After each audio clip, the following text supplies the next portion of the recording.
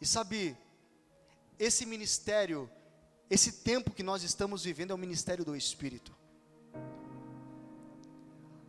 A preparação para a maior colheita de todos os tempos. O Espírito Santo está preparando o seu povo. Ele está edificando, ele está construindo, porque é a própria vida de Deus habitando dentro do homem. Ele nos auxilia em nossas fraquezas. É quando você diz que não dá, que Ele assume, porque Ele não fica no cabo de guerra, disputando. Enquanto você tem força, vai sozinho. Mas quando você diz: Espírito Santo, eu preciso de Ti, me auxilia, me ajuda. Tu és o meu consolo, Tu és o meu ajudador. Então deixa Ele fazer a missão dEle. Deixa Ele entrar e preencher os lugares vazios, amém? Tem lugares vazios que nós ainda não abrimos. Tem lugares escuros que a lâmpada ainda não foi acesa. E o Senhor está dizendo: eu preciso entrar nesses lugares. Eu preciso curar. Eu preciso mexer na estrutura. Ontem eu falei sobre uma nova forma. Ou seja, Deus, quando vem, Ele muda a nossa forma. Porque transformação é mudança de forma. Lembra de Romanos, o capítulo 12? Não vos amoldeis a esse mundo, mas sede transformados pela renovação do vosso entendimento. Quem entende o coração do Pai, quem é transformado, quem assume a nova forma, ou seja, aquele que nasceu de novo, consegue compreender a boa, perfeita e agradável vontade de Deus. Nós não andamos por vista, nós não andamos segundo as circunstâncias, nós andamos por fé. Fé fala de uma nova natureza. Fé, eu não preciso ver as coisas, eu já tenho dentro de mim elas prontas. E eu quero trazer uma palavra pastoral nessa noite. Eu quero te convidar a abrir a palavra do Senhor no Evangelho de Lucas, no capítulo 10.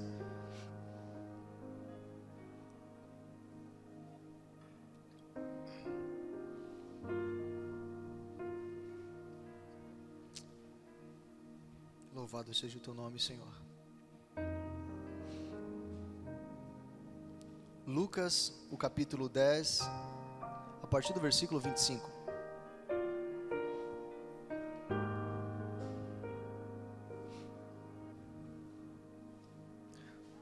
Todos acharam, amém?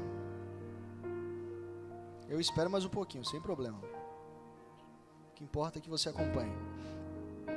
Diz assim a palavra do Senhor. Certa vez, um advogado da lei levantou-se com o propósito de submeter Jesus à prova.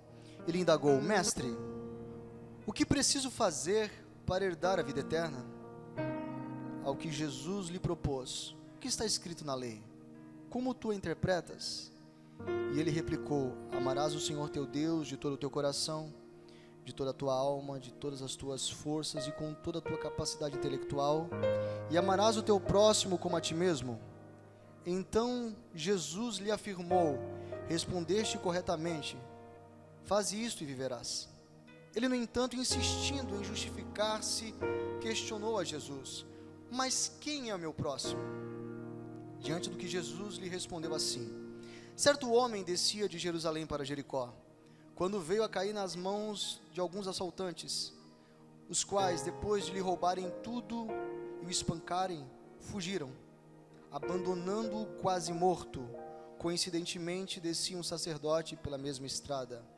Assim que viu o homem, passou pelo outro lado. Do mesmo modo agiu um levita. Quando chegou ao lugar, observando aquele homem, passou de largo.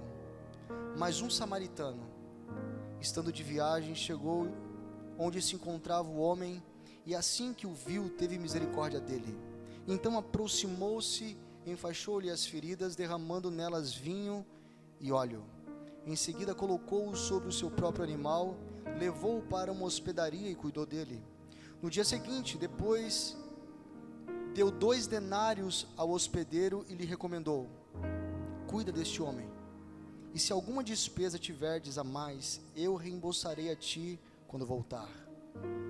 Qual destes 3 parece ter sido o próximo do homem que caiu na mão dos assaltantes? Declarou-lhe o advogado da lei: O que teve misericórdia para com ele. Ao que Jesus lhe exortou: Vai, e procede tu de maneira semelhante.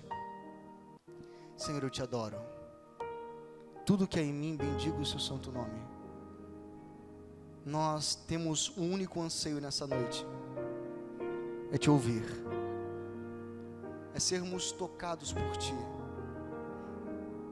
é que essa semente que será depositada possa encontrar um lugar favorável. Nós preparamos um ambiente para ti, declaramos que o teu Espírito tem livre acesso a nós.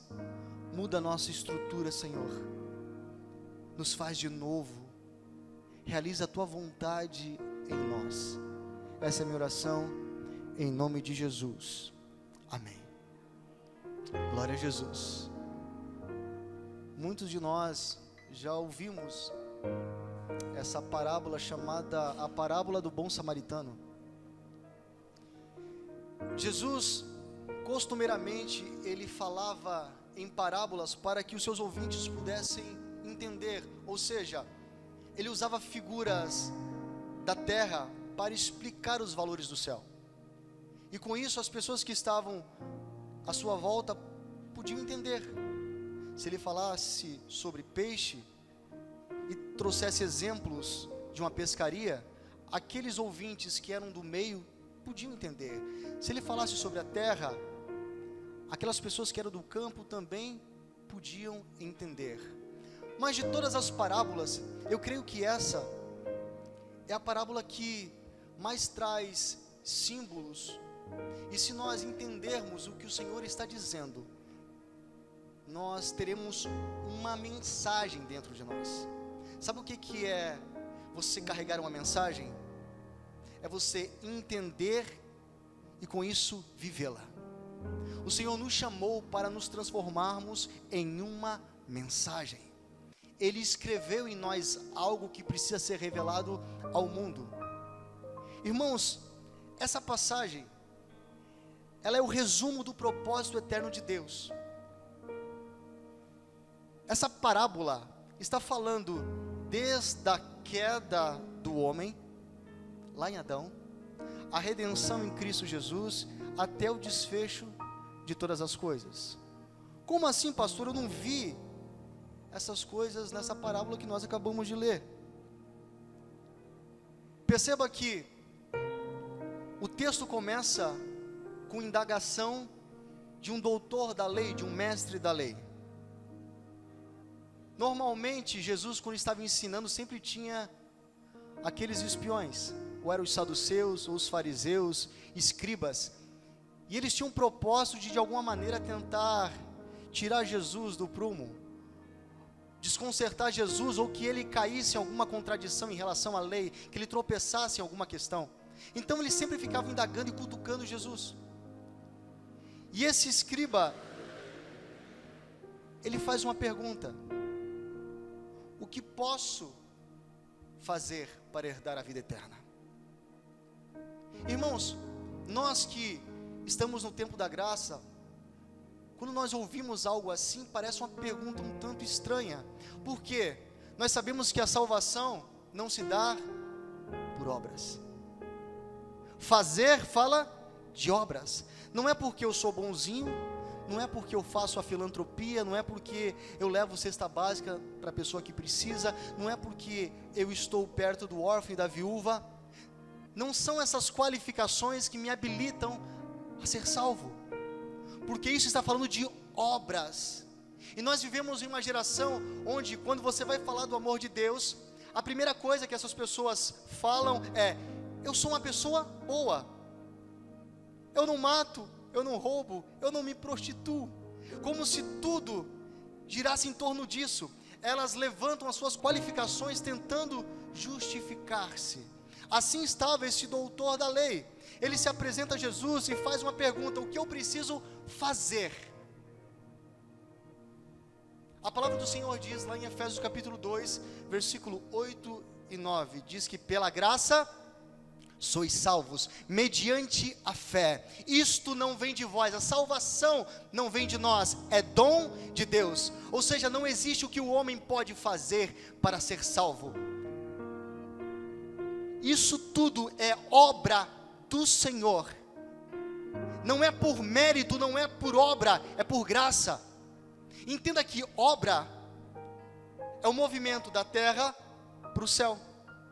Os judeus, eles tinham o costume de fazer caridade. Eles iam para o templo e sempre tinha alguém esmolando, então eles davam uma esmola para que se sentisse menos culpado, para o desencargo de consciência. Então entravam, faziam suas orações e voltavam. Então levantava suas mãos: eu sou justo porque eu ajudo aquele que está precisando. E achava que a vida se resumia a isso. Mas obras são produzidas na terra, mas a salvação foi produzida e gerada no céu. Então imagine, obras não têm poder de salvação, não tem poder salvífico, mas a graça do Senhor veio como um presente para mim e para você, e nos habilita a salvação. Não é porque você é bom, ou não é porque você é ruim, é porque Ele te ama. A pastora aqui disse, João, o capítulo 3, versículo 16, diz o quê? Porque Deus amou o mundo de tal maneira, que deu o seu Filho único, para que todo aquele que nele crê, não pereça, mas tenha a vida eterna. Ou seja, não morra, para que seja salvo. Como eu preciso me movimentar, pastor? Se não é por obras, é como? É reconhecendo o sacrifício de Jesus, é vivendo da maneira que Ele nos vocacionou para viver, é vivendo segundo a nova natureza. Isso é crer e viver pela fé. Ou seja, o ato foi de graça, mas o caminho é de fé. Então não são obras que te qualificam. O Espírito Santo não veio porque você é bom, veio porque eu e você, nós não prestávamos. É Ele que nos qualifica, é a obra do Espírito Santo em nós que nos faz sermos gerados de novo. Nós somos uma nova criatura. E esse doutor da lei queria se justificar. De alguma maneira ele queria dizer: eu sou um cara que pratico a lei. E se tem mais alguma coisa que eu preciso fazer, o que é, Jesus? O que é, mestre? Se fosse nos nossos dias, ia puxar um talão de cheque do bolso, disse: qual é o valor? Diz aí o valor que eu vou preencher. Fazer está ligado a obras. Mas tem a segunda parte: herdar a vida eterna. Duas coisas que estão confusas para aquele homem. Ele quer fazer alguma coisa e quer herdar. Eu posso entender que para a pessoa ser herdeiro, primeiro ela precisa nascer numa família. Amém? Eu não preciso fazer força para me tornar um herdeiro, uma vez que tudo aquilo que é dos meus pais pertence a mim também. Você nasceu em que família? Nós nascemos de novo na família de Cristo. Você foi gerado de novo. Eu e você nascemos aos pés da cruz pelo sacrifício de Jesus, e nós carregamos um DNA de adoração, um DNA eterno, a natureza da glória. E nós podemos dizer Abba Pai, porque Ele não nos deu um espírito de escravos, mas um espírito de filho, de adoção, a qual clamamos Abba Pai, aleluia. Então, meus irmãos, herança é para quem é filho. E esse homem queria ser herdeiro de algo que ele não entendia. E Jesus então diz para ele: você entende da lei? Como você interpreta ela? O que a lei diz? Então ele cita a lei que nós conhecemos, a lei dada a Moisés por intermédio do Senhor, onde estão lá os 10 mandamentos: amarás o Senhor teu Deus de todo o teu coração, de toda a tua força, de todo o teu entendimento, de toda a tua capacidade intelectual, e a teu próximo como a ti mesmo. Então ele cita isso, e Jesus dissestes bem, faça isso e viverá. Olha a resposta de Jesus. Ele dá uma resposta para que aquele homem tivesse uma crise de consciência. As respostas do Senhor às vezes são muito curtas, mas nos faz olharmos para nós mesmos, faz com que o nosso interior seja revelado. Jesus estava revelando o interior daquele mestre da lei. Ele conhecia a questão teológica, ele conhecia a questão conceitual, mas não sabia o que era vida eterna, nunca tinha provado de quem era Deus de verdade, porque Deus nós provamos, nós precisamos degustar Deus, provar e ver de que o Senhor é bom. E aquele homem ficou incomodado com a resposta de Jesus e disse: mas quem é meu próximo? Então Jesus, ele começa a contar uma história,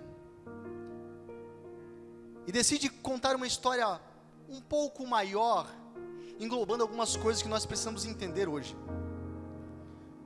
Essa parábola não fala de caridade, por mais que nós olhemos para ela e fala sobre alguém que teve misericórdia daquele que estava à beira do caminho. Essa parábola, Jesus está falando sobre salvação,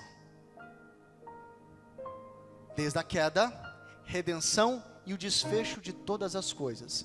E a história começa, Jesus começa narrando dizendo: certo homem, ou seja, não diz quem era, vinha descendo de Jerusalém para Jericó. Então vamos pegar os símbolos.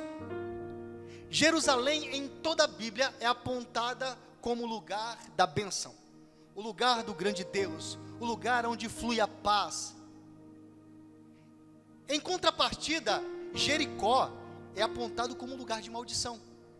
Perceba que o texto diz: ele vinha descendo de Jerusalém para Jericó. Geograficamente, então, nos parece que Jerusalém é muito mais alta e Jericó fica abaixo do nível do mar. Essa trajetória era de declínio. Jericó, lugar de maldição. Lembra quando Josué foi entrar em Jericó? O Senhor disse: não pegue nada de Jericó, tudo está consagrado ao anátema, ou seja, aqui isso tudo é maldito, não toquem. O que Acã fez? Viu uns negocinhos brilhando, pegou uma capa babilônica, passou a mão em uns negocinhos e colocou debaixo da tenda. O povo se preparou para ir para a próxima cidade chamada Ai, uma cidade muito menor. Eles foram e perderam porque estavam com coisas malditas no meio do arraial. Ou seja, olhando para essas duas figuras, essas duas cidades, Jerusalém e Jericó, nós vemos claramente que esse homem, esse certo homem estava descendo, estava em declínio espiritual. Esse certo homem simboliza a humanidade. Quando o homem abandonou a sua posição inicial, quando o pecado entrou na história, a história continua dizendo: esse homem foi pego por assaltantes, ele foi espancado, foi roubado, tiraram tudo dele. Esses assaltantes é o pecado.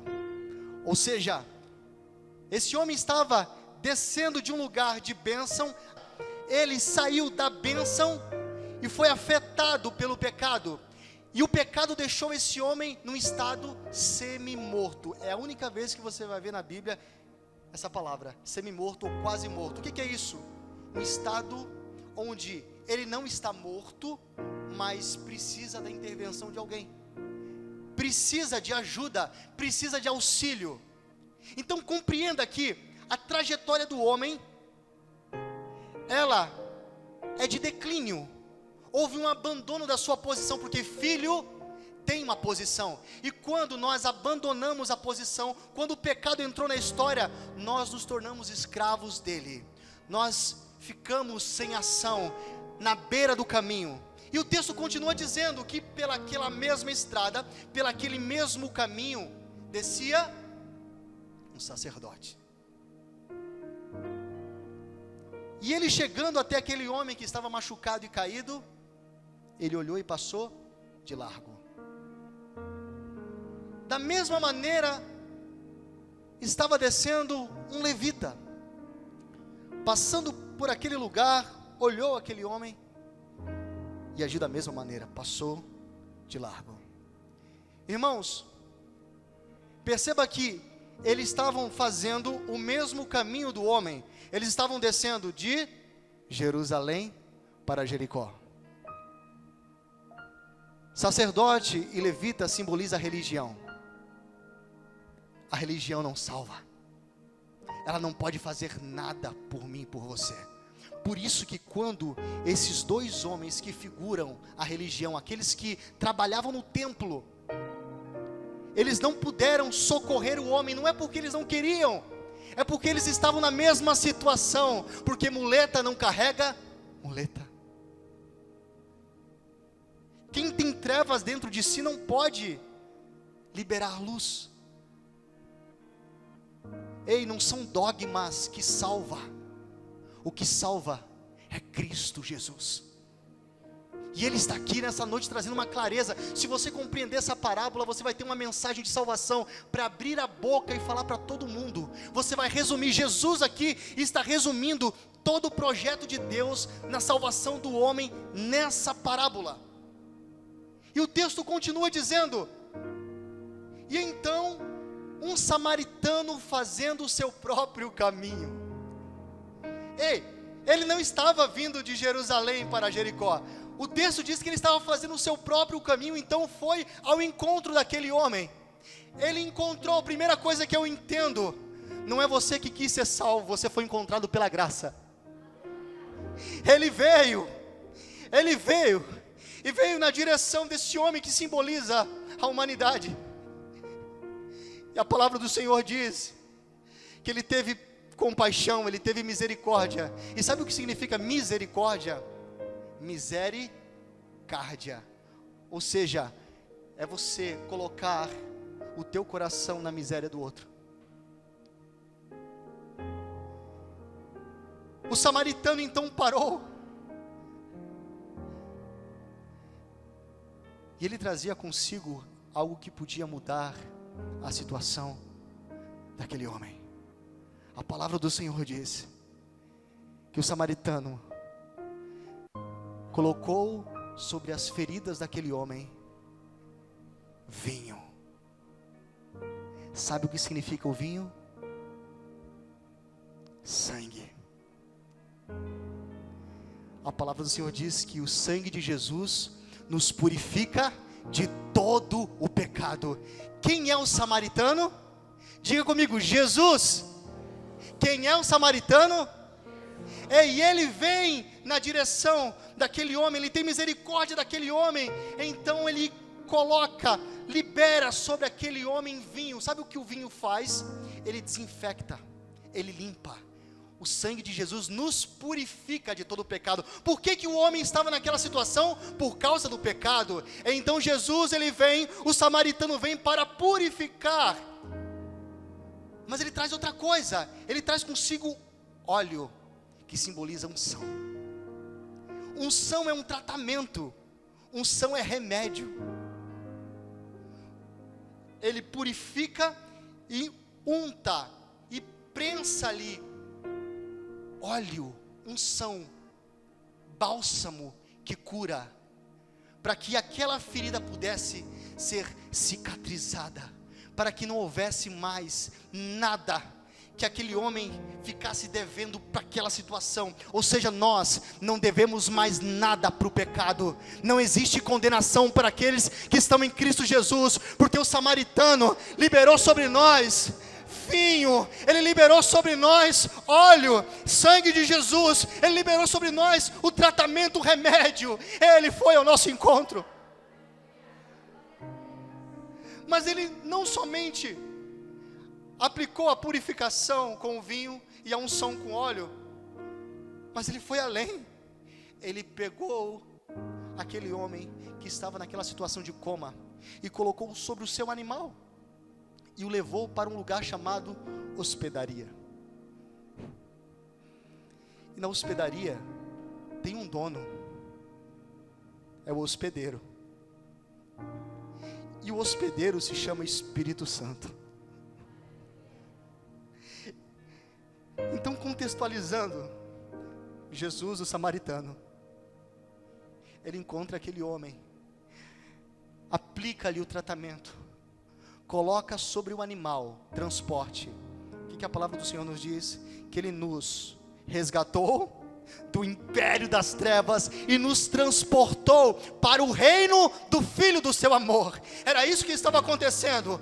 O animal, aquele transporte, estava sendo levado para um lugar de descanso, para uma hospedaria. O que é hospedaria? O que é pousada?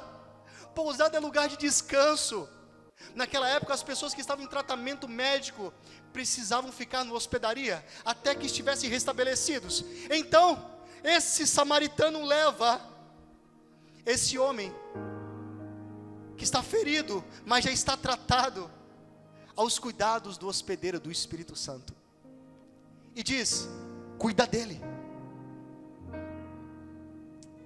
Eu vou te dar 2 denários, que simboliza 2 dias de trabalho. E esses 2 denários também simbolizam 2 tempos.